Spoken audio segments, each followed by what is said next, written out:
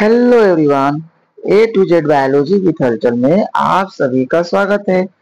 आज के क्लास में हम लोग बैक्टीरिया के आकार, संरचना, संरचना का वर्गीकरण और गतिशीलता के आधार पर उनका वर्गीकरण करेंगे और उन पर विस्तार से चर्चा करेंगे। लेकिन इससे पहले कि आप मेरे चैनल पर पहली बार आए हैं तो चैनल को लाइक और सब्सक्राइब जरूर कर लीजिएगा ताकि आने वाले हर वीडियो का नोटिफिकेशन आपको मिलता रहे। और आज का जो क्लास है एग्जाम के पॉइंट ऑफ व्यू से काफी ज्यादा महत्वपूर्ण है, इसलिए आप आज की क्लास को पूरा देखिएगा क्योंकि आपका सपोर्ट ही हमारा मोटिवेशन है। इसलिए अपना सपोर्ट और प्यार और आशीर्वाद भी बनाए रखिएगा। आइए समय को ध्यान में रखते हुए हम लोग अपने टॉपिक पर चर्चा करते हैं। बैक्टीरिया, जिसे हम लोग किंगडम मोनेरा के अंतर्गत पढ़ते हैं। अगर इनके आकार की हम बात करें तो इनकी जो लंबाई होती है वो 2 से 5 माइक्रोन तक होता है। सबसे कम लंबाई वाला जीवाणु डायलिस्टर न्यूमोसिंटिस, इसकी जो लंबाई होती है 0.15 से लेकर 0.3 माइक्रोन तक होता है। यदि आपसे पूछा जाए कि सबसे कम लंबाई वाला जीवाणु जो है तो डायलिस्टर, नाम याद रखेंगे। कितनी इसकी साइज होती है? 0.15 से लेकर 0.3 माइक्रोन तक होता है। अगर सबसे अधिक लंबाई का जीवाणु आपसे पूछा जाए तो स्पाइरलम वॉल्यूटेंस, इसकी लंबाई कितनी होती है? 15 माइक्रोन तक होता है। इसके बाद सबसे बड़ा जो बैक्टीरिया अगर आपसे पूछा जाए तो बैजिया टोवा मिराबिलिस नाम का जो बैक्टीरिया होता है वो साइज में, शेप में सबसे बड़ा होता है। और एक सबसे महत्वपूर्ण इंपॉर्टेंट बात जो है, वर्तमान समय में जो सबसे बड़ा बैक्टीरिया खोजा गया है थियोमार्गरिटा मैग्निफिका खोजा गया। ये नाम याद रख लीजिएगा, ये नोट डाउन कर लीजिएगा, वेरी वेरी IMP। और इसका जो साइज होता है ना 10 मिलीमीटर होता है। कितना होता है? 10 मिलीमीटर। और ये कब खोजा गया था? 2022 में खोजा गया था। अच्छा, अगर सल्फर बैक्टीरिया की बात करूं, सबसे बड़ा सल्फर जो बैक्टीरिया है वो थायोफाइसा वॉल्यूटेंस है। कौन सा है?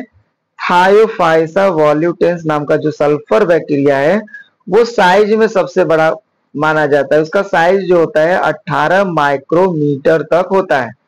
अगर आकार के आधार पर देखा जाए तो बैक्टीरिया को 3 कैटेगरी में डिवाइड किया गया है। फर्स्ट कैटेगरी जो है बैसिलस, जिसको रॉड शेप भी बोला जाता है।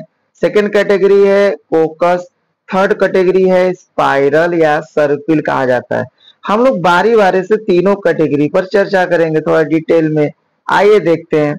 फर्स्ट जो कैटेगरी है, कैटेगरी नंबर 1 जो है बैसिलस। क्या है? बैसिलस। बैसिलस जो बैक्टीरिया देखने में कैसे होते हैं? रॉड लाइक स्ट्रक्चर्स, रॉड जैसी संरचना में दिखते हैं, उनको बैसिलस कहते हैं। इनकी जो लंबाई होती है ना 1.5 से लेकर 0.5 माइक्रोमीटर तक होता है। 1.5 माइक्रोन से लेकर 0.5 माइक्रोमीटर तक होता है। और ये क्या होते हैं? नॉन मोटाइल होते हैं, वेरी वेरी इंपॉर्टेंट। और बैसिलस को फर्दर 2 क्लास में डिवाइड किया गया, 2 कैटेगरी में इसको भी डिवाइड किया गया है। First one is the diplobacillus. इनको दो, ये क्या होते हैं? 2 के समूह में होते हैं। जैसे कॉर्नी बैक्टीरियम डिप्थीरिया नाम का जो बैक्टीरिया होता है वो डिप्लोबैसिलस टाइप का होता है। Second is streptobacillus. ये कैसे होते हैं? श्रृंखला के आकार के होते हैं, चेन लाइक स्ट्रक्चर, जैसे बैसिलस ट्यूबरकुलोसिस। और आगे चर्चा करते हैं गोलाकार जीवाणु। इन्हें क्या कहा जाता है? कोकस कहा जाता है। जब ये सिंगल होते हैं, कैसे होते हैं? जब ये सिंगल होते हैं, गोल होते हैं बट सिंगल हो तो उनको बोलते हैं कोकस। अगर ये एक से ज्यादा हो, कैसे हो? एक से ज्यादा हो, 2 हो, 3 हो, 4 हो, तो इनको क्या कहा जाता है? कोकाई। क्या कहा जाता है? कोकाई। कोकाई को जानने से पहले हम लोग कोकस पर चर्चा करेंगे। कोकस का मतलब सिंगुलर, कोकाई का मतलब प्लूरल। अच्छा, को गोलाकार जो बैक्टीरिया होते हैं उनकी जो साइज होती है वो कितनी होती है? उनकी जो साइज होती है, उनकी साइज होती है 0.5 से लेकर 2.25 माइक्रोमीटर मीटर तक होता है। अच्छा, ये कैसे होते हैं? नॉन मोटाइल होते हैं। कैसे होते हैं? Non motile. और ये क्या दिखा है? देखिए, एकल रहने वाले बैक्टीरिया को कोकस कहा जाता है। Very very important. जैसे माइक्रोकोकस एगेलिकस। माइक्रोकोकस जो एगेलिकस बैक्टीरिया होता है वो सिंगल रहता है। कैसा रहता है? सिंगल। लेकिन कुछ बैक्टीरिया समूह में भी पाए जाते हैं, जिन्हें कोकाई कहा जाता है। क्या कहा जाता है? कोकाई। और ये कोकाई क्या होते हैं? इनको 5 कैटेगरी में डिवाइड किया है। कितने कैटेगरी में? 5 कैटेगरी में डिवाइड किया गया है। बारी बारी से सभी कैटेगरी पर चर्चा करते हैं। जैसे पहला जो कैटेगरी दिया है वो है डिप्लोकोकाई। डिप्लोकोकाई का मतलब क्या है? ये डबल है, संख्या में डबल होते हैं। जैसे diplococcus pneumoniae. Very important. Streptococci, ये चेन लाइक स्ट्रक्चर के होते हैं। स्ट्रेप्टोकोकस लैक्टिस इसमें बैक्टीरिया आता है। टेट्राकोकाई, ये 4 के समूह में होते हैं, जैसे नाइसीरिया। और जो तीसरा नंबर है स्टेफाइलोकोकाई, ये कैसे होते हैं? बंच लाइक स्ट्रक्चर, गुच्छे के आकार की जैसे संरचना के होते हैं, जैसे स्टेफाइलो एल्बस। ये जो कैटेगरी मैं आपके सामने चर्चा कर रहा हूं ना, ये भी एग्जाम के पॉइंट ऑफ व्यू से काफी ज्यादा महत्वपूर्ण है, इसलिए आप इनको नोट डाउन जरूर से जरूर कर लीजिएगा। जो 5वां प्रकार का जो बैक्टीरिया है उसे सार्सिनी कहा जाता है। ये कैसे होते हैं? संख्या में 8 से 64 होते हैं। और ये क्या होते हैं? घनाकार आकृति बनाते हैं। कैसी आकृति बनाते हैं? घनाकार आकृति बनाते हैं। तीसरा जो प्रकार का बैक्टीरिया होता है वो सर्पिल प्रकार का होता है, जिसे स्पाइरल कहा जाता है। अगर इनकी खास फीचर के बारे में बात करें तो इनकी जो लंबाई होती है वो कितनी होती है? 10 से 50 माइक्रोमीटर तक, तथा चौड़ाई 0.52 लेके 3.0 माइक्रोमीटर तक होता है। और इनमें फ्लैजिला पाया जाता है। अब फ्लैजिला की जो संख्या होगी, एक भी हो सकता है, एक से अधिक भी हो सकता है। कुछ स्पाइरल बैक्टीरिया का एग्जाम्पल जैसे स्पाइरलम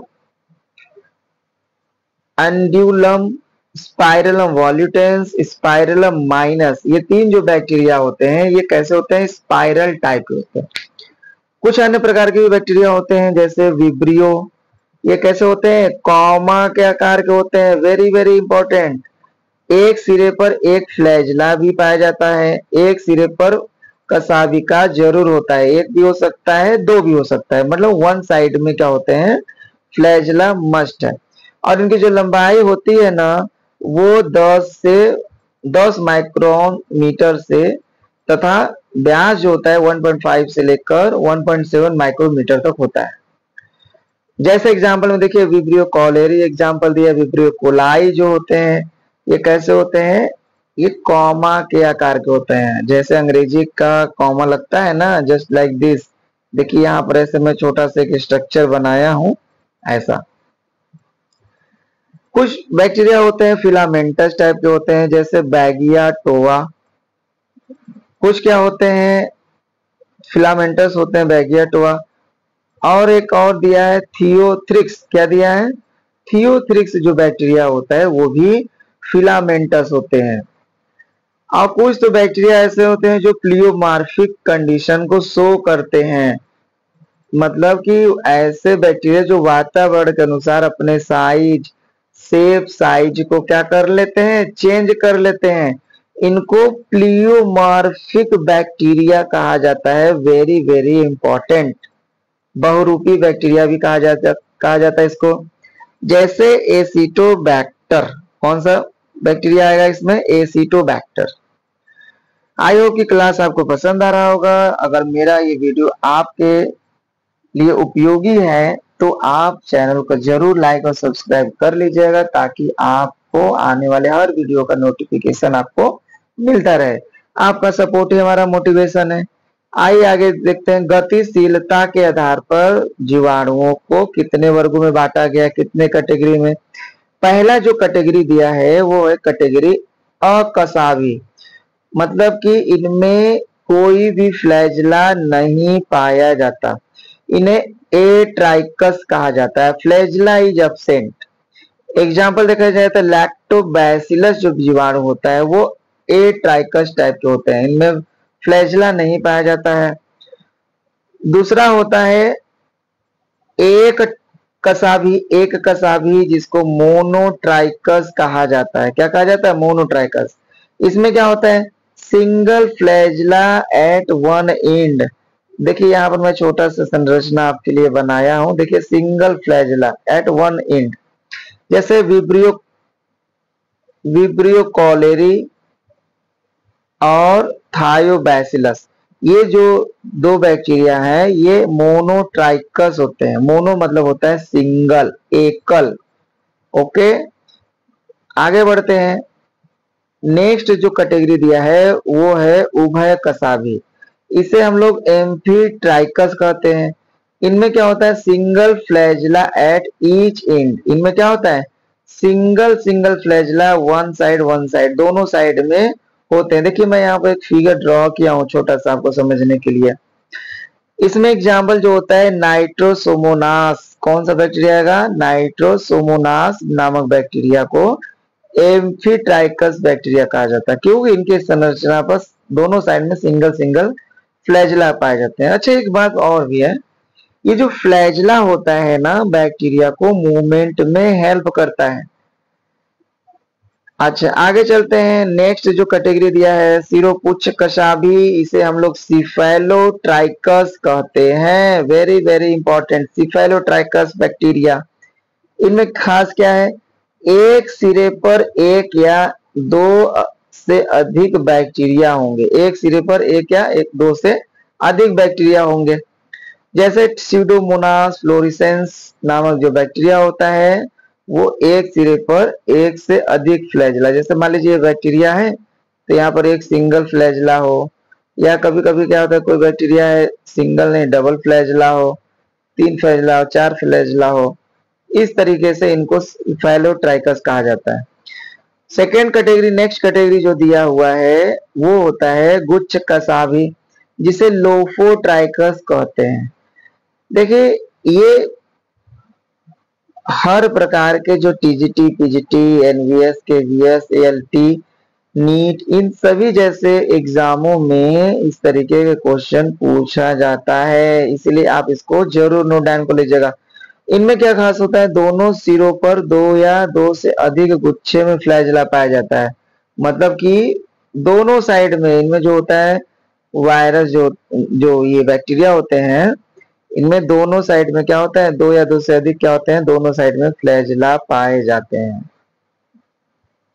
इन्हें गुच्छ कसाभी या लोफोट्राइकस कहा जाता है। जैसे स्पाइरिलम वॉल्यूटेंस नाम का जो बैक्टीरिया होता है वो लोफोट्राइकस प्रकार का होता है। नेक्स्ट दिया है peritrichous. Flagella present all over the body.